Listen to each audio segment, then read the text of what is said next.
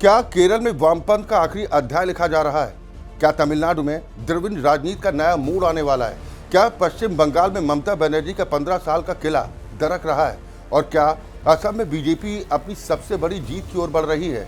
दोस्तों, 4 राज्य और 4 बड़े नेता इस समय चुनावी मैदान में खड़े हैं और ये चुनाव सिर्फ सरकार बनाने या सरकार बचाने का नहीं है, बल्कि देश की सियासत की दिशा को तय करने वाला मुकाबला माना जा रहा है।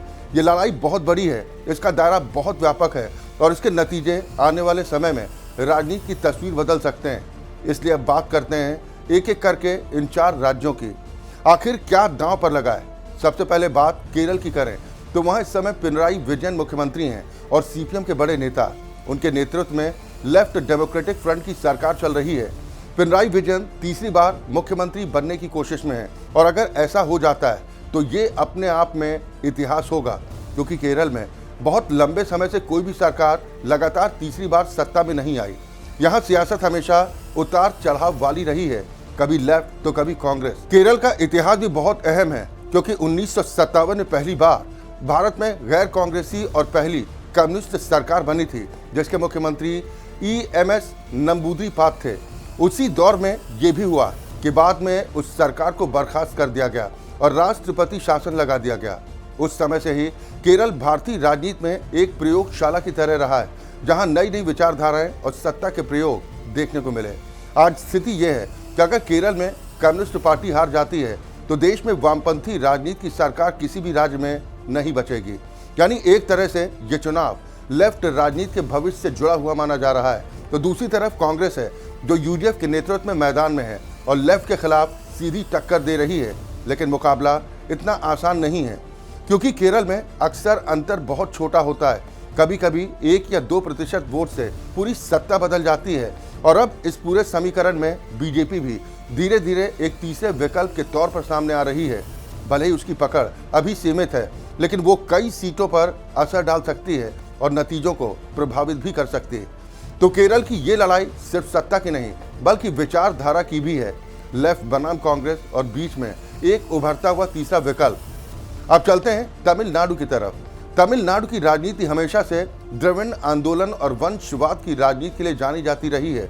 इस समय मुख्यमंत्री MK स्टालिन हैं, जो DMK के नेता हैं। उनके पिता करुणानिधि लंबे वक्त तक राज्य के मुख्यमंत्री रहे और अब राजनीतिक विरासत स्टालिन के हाथ में है। अब आगे बात आती है उदयनिधि स्टालिन की, जो तीसरी पीढ़ी के रूप में राजनीति में आगे बढ़ रहे हैं।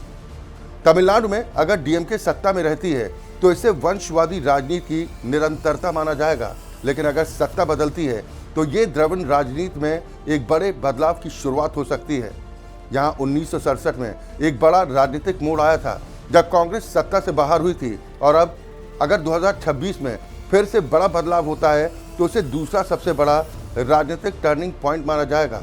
ये चुनाव सिर्फ सरकार बदलने का नहीं है, बल्कि ये तय करेगा कि भाषा और क्षेत्रीय राजनीति का मॉडल आगे किस दिशा में जाएगा। क्या द्रविड़ राजनीति अपनी पुरानी पकड़ बनाए रखेगी या उसमें बदलाव की शुरुआत होगी? ये सब इस चुनाव के नतीजे तय करेंगे। अब बात करते हैं पश्चिम बंगाल की। पश्चिम बंगाल की राजनीति पिछले 15 वर्षों से ममता बनर्जी के इर्द गिर्द घूमती रही है। उन्होंने 2011 में 34 साल पुरानी CPM सरकार को हराकर एक बड़ा इतिहास रचा था। वो कांग्रेस से निकलकर बनी तृणमूल कांग्रेस की नेता हैं और लगातार सत्ता में बनी हुई हैं। लेकिन अब राजनीतिक माहौल थोड़ा बदलता हुआ दिखाई दे रहा है। सरकार पर भ्रष्टाचार के आरोप, प्रशासन पर सवाल और कई घटनाओं ने जनता के बीच चर्चा बढ़ा दी है।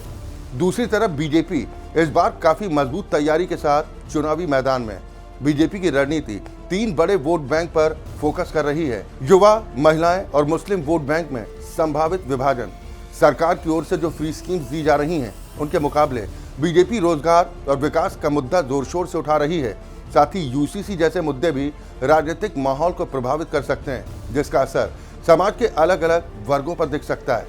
कुल मिलाकर पश्चिम बंगाल में इस समय माहौल ऐसा है कि बदलाव की चर्चा तो है, लेकिन मुकाबला अभी भी बेहद कड़ा है और कोई भी नतीजा पूरी तरह निश्चित नहीं कहा जा सकता। अब चलते हैं असम की तरफ। असम की राजनीति इस समय बीजेपी के मजबूत गढ़ के तौर पर देखी जा रही है। यहाँ बीजेपी तीसरी बार सरकार बनाने की कोशिश में है, जो अपने आप में एक बड़ी उपलब्धि होगी। खास बात यह है कि असम में लगभग 40% मुस्लिम आबादी है, फिर भी बीजेपी लगातार मजबूत होती जा रही है। यहाँ के मुख्यमंत्री हिमंता बिस्वा शर्मा, जो पहले कांग्रेस में थे और बाद में बीजेपी में शामिल हुए, उन्होंने संगठन और सरकार दोनों स्तर पर मजबूत पकड़ बनाई और यही कारण है कि बीजेपी की स्थिति यहाँ काफी मजबूत मानी जा रही है। दूसरी तरफ कांग्रेस, जो कभी असम की मुख्य राजनीतिक ताकत हुआ करती थी, इस बार मुकाबले से काफी हद तक कमजोर दिख रही है। राजनीतिक समीकरण बदल चुके हैं और बीजेपी का संगठनात्मक मॉडल यहाँ पर काम करता दिखाई दे रहा है। अगर बीजेपी यहाँ पर जीतती है तो ये उसकी रणनीति और संगठन विस्तार की बड़ी सफलता मानी जाएगी और ये भी दिखाएगा कि पार्टी सिर्फ पारंपरिक राज्यों तक सीमित नहीं है, बल्कि नए क्षेत्रों में भी अपनी पकड़ मजबूत कर रही है। अब अगर इन चारों राज्यों को एक साथ देखें तो साफ दिखाई देता है ये चुनाव सिर्फ सत्ता परिवर्तन का नहीं, बल्कि भारत की राजनीति के कई बड़े सवालों का जवाब देने वाला है। कहीं विचारधारा की लड़ाई है, कहीं वंशवाद और परिवर्तन का टकराव है, कहीं लंबे शासन के बाद बदलाव की आहट है और कहीं राजनीतिक विस्तार का नया मॉडल सामने आ रहा है। केरल में लेफ्ट का भविष्य दांव पर है। तमिलनाडु में द्रविड़ राजनीति का अगला अध्याय लिखा जा सकता है। पश्चिम बंगाल में सत्ता परिवर्तन की चर्चा है और असम में बीजेपी की ऐतिहासिक बढ़त की परीक्षा।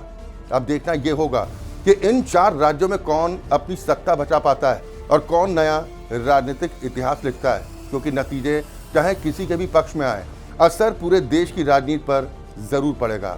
बाकी आपकी इन 4 राज्यों पर राय क्या है, कहां कौन जीत सकता है और कहां किसे हार मिल सकती है, आप कमेंट के माध्यम से हमें बता सकते हैं। फिलहाल इस स्पेशल सेगमेंट में मेरे साथ इतना ही। फिर मिलते हैं किसी नए अपडेट के साथ। नमस्कार।